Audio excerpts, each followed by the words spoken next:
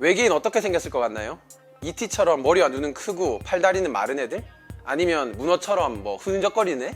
아니면 아바타에 나오듯 키가 엄청 크고 빠르고 강한 존재? 뭐 프랑스 사람 중에는 외계인이 되겠다면서 온몸에 문신을 하고 성형도 하는 사람이 있다는데 그 사람은 외계인이 그렇게 생겼을 거라고 추측하는 거겠죠. 즉 무엇을 상상하든 우리 지구인은 외계인이 사람을 닮았을 거라고 생각해요. 적어도 지구상에 사는 무언가와 비슷할 거라고 상상하죠. 대체로 피부가 있고 뭐 눈, 코, 입도 있고요. 아마 혈관엔 피가 흐르고 뭔가를 먹고 마시기도 하겠죠. 우리의 상상력은 우리의 경험을 벗어나기가 정말 힘드니까요. 그런데 외계인이 우리를 꼭 닮아야 할 이유가 있을까요? 그래서 과학자들은 더 이상한 상상을 하기 시작했습니다.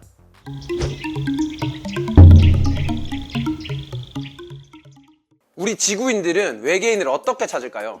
외계 생명체를 찾는 전략이 뭔가 되게 복잡하고 어렵고 전문적일 것 같은데 알고 보면 아주 간단해요. 첫 번째, 외계인이 쏘는 전파를 찾는다. 외계인이 우리처럼 TV나 뭐 라디오 혹은 스마트폰을 쓴다. 그러면 전파가 나오겠죠. 어떤 전파는 약해서 멀리 못 가고 사라지겠지만 혹시 지구까지 오는 게 있지 않을까 하고 찾는 거죠. 아니면 뭐 우리 좀 찾아봐라 이러면서 외계인이 전파를 쏠 수도 있고요. 그런데 외계 생명체가 문명을 발전시키지 못하면 뭐 전파를 쏠 정도는 못 되겠죠. 그래서 두 번째 전략은 물을 찾는 겁니다. 물은 지구 생명체에게 절대 없어서는 안 되는 물질이죠. 사람의 몸도 70%가 물로 이루어져 있으니까 사실 외계인이 지구인을 본다면 아 얘들은 물로 된 애들이구나 이렇게 생각할 수도 있어요. 인류의 문명도 물이 있는 곳에 번성했고요. 그래서 우주에서 물이 존재할 수 있는 곳을 뒤지는 거예요. 물이 말 그대로 액체 상태로 존재할 수 있는 곳, 그러니까 빛을 내는 별에서 아주 적당한 거리에 있는 행성들이 후보죠. 태양처럼 뜨거운 별에서 가깝지도 않고 멀지도 않은 이런 영역을 골디락스 존이라고 하는데 이곳에서 생명체가 있지 않을까 하는 거죠. 세 번째는 바이오 시그니처를 찾는 겁니다. 그러니까 바이오라고 하면 생명이고 시그니처라고 하면 뭐 서명 아니면 고유의 특징 이런 거죠. 그러니까 생명체만이 만들 수 있는 특징을 발견하는 겁니다. 지구의 생명체로 따지면 산소와 메탄이죠. 지구의 산소와 메탄은 생명체의 활동 없이는 절대 지금 수준으로 유지할 수가 없어요. 산소와 메탄이 가득한 행성은 지구처럼 생명활동이 있는 곳이라고 볼 수 있는 거죠. 자, 그런데 이 전략이 다 뭐다? 외계 생명체가 지구의 생명체랑 아주 비슷할 거라고 가정하고 만든 전략이에요. 근데 과연 정말 그럴까요? 그래서 과학자들은 의심을 하기 시작했어요. 외계 생명체를 연구하는 과학자들을 우주생물학자라고 부르는데 우주생물학자들이 모여서 너 외계인 좀 찾았냐? 못 찾았냐? 어떻게 찾냐? 이렇게 의견도 나누고 발표도 하는 행사가 2년마다 열려요. 그게 바로 지난달에 열렸는데 거기서 우주생물학자들은 이제 외계 생물체를 찾는 패러다임을 좀 바꿔야 하지 않겠나? 뭐 이런 얘기가 나온 거죠. 거기서 나온 외계인 혹은 외계 생명체 후보들이 있어요. 자, 하나씩 살펴볼게요. 우선 바위 외계인입니다. 자, 일단 지구 생명체의 가장 큰 특징이 뭘까요? 다들 뭐 여러 가지 말씀을 하시겠지만 분자 단위로 쪼개서 들어가 보면 우리 세포는 모두 탄소라는 원소를 통해서 존재해요. 탄소라고 하면 뭐 흑연이나 다이아몬드를 떠올리는 분들이 많겠지만 사실 탄소는 아주 다재다능한 원소죠. 외곽에 전자가 4개가 돌고 있는데 얘네들을 4개의 손이라고 불러요. 이 4개의 손으로 다른 원자들을 꽉 붙잡을 수가 있고 그래서 아주 다양하고 복잡한 분자들을 만들어낼 수가 있는 거예요. 탄수화물, 뭐 단백질, 헤모글로빈 등등 우리 몸에 있는 세포는 거의 탄소가 주도해서 만들었죠. 게다가 탄소는 우주에서 4번째로 많은 원소니까 활용할 수 있는 양이 무진장 많아요. 그런데 외계인 역시 이렇게 탄소 기반의 생명체를 만들었을까요? 아니면 탄소와 비슷한 조건의 다른 원소는 없을까요? 그래서 생각해낸 게 바로 규소, 즉 실리콘입니다. 규소는 탄소와 성질이 아주 비슷해요. 주기율표를 보면 뭐 기억하시는 분들이 있을 텐데 이렇게 세로열에 같이 주르륵 놓인 원소들은 성질이 비슷하잖아요. 14번째 줄을 보면 실리콘이 바로 탄소 밑에 있죠. 실리콘 역시 4개의 손이 있어서 다른 원소와 결합하기가 되게 쉽죠. 우주 전체에서 8번째로 많은 원소라서 그 양도 아주 풍부하고요. 지구 지각에서는 산소 다음으로 많은 원소가 실리콘입니다. 실리콘 근데 어디서 많이 들어보셨죠? 반도체 만드는 데도 쓰이고요. 그리고 모래와 바위가 바로 실리콘과 산소의 결합물이고요.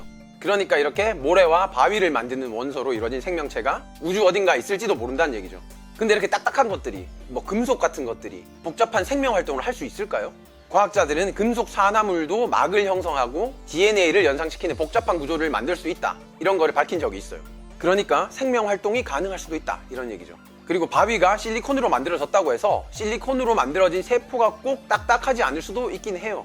우리 피에 있는 헤모글로빈도 철분을 함유하고 있지만 금속처럼 딱딱하지가 않고 그리고 뭐 실리콘 보형물 같은 것도 좀 말랑말랑하죠. 근데 실리콘이라는 게 탄소보다 좀 많이 무겁기도 하고 탄소보다 결합이 너무 단단하고 이래서 유연하고 복잡한 생명체에 적합할지는 아직 좀 더 들여다봐야 돼요. 두 번째는 오줌 외계인이에요. 이게 어감이 좀 이상해서 죄송한데 풀어서 말하면 몸속이 암모니아로 가득 찬 외계인이죠. 생명체는 반드시 물과 비슷한 기능을 하는 뭔가가 꼭 필요해요. 지구의 생명체에게 물이 어떤 걸 해주냐면 생명 활동에 꼭 필요한 원소를 흡수하고 섭취해서 이제 몸속에 구석구석 운반해주죠. 혈관도 사실 물로 돼 있고 우리가 먹는 것들도 대부분 사실은 물로 돼 있다고 봐도 과언이 아닌 이유죠. 이렇게 우리는 물에 녹아든 뭔가를 흡수함으로써 살아가는 거죠. 물 같은 물질을 용매라고 불러요. 뭔가를 자기 속에 녹인다는 의미죠. 물이 다양한 물질을 녹일 수 있는 이유는 극성이 있기 때문이에요. 이게 극성 맞다 할 때 극성이 아니라 플러스 마이너스 전하를 띈다는 의미예요.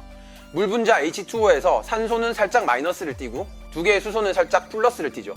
이런 극성 때문에 물질의 결합을 쪼개서 자기 몸에 붙여버리죠. 그걸 우리는 녹는다고 표현하고요. 그렇게 달라붙은 것들을 여기저기 구석구석 신속하게 잘 배달해주는 게 바로 물입니다.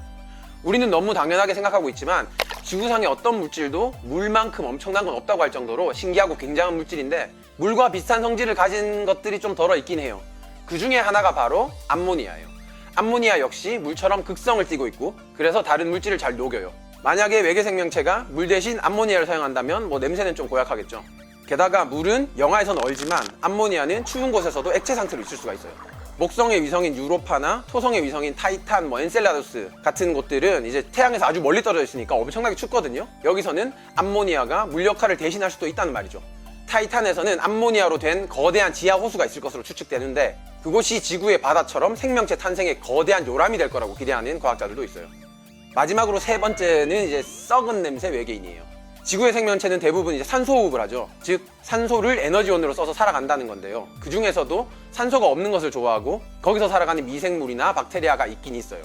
얘네들을 산소를 싫어한다는 의미로 혐기성 미생물 혹은 박테리아라고 불러요. 얘네들이 주로 내뿜는 물질이 바로 포스핀이에요. 이제 인화수소라고 인과 수소의 결합물인데 보통 지구에서는 펭귄의 똥더미나 늪지대, 동물이나 생선의 내장 같은 데 존재해요. 냄새도 아주 썩은 내로 고약하고 독성도 아주 강력해서 사람이 흡입하면 중추신경계가 공격을 받아서 죽을 수도 있어요. 근데 이 포스핀은 거대한 가스 행성의 엄청난 에너지를 통해서 만들어질 수도 있거든요. 그런데 암석으로 된 행성에서는 생명체를 통하지 않으면 만들어지기가 굉장히 어려워요.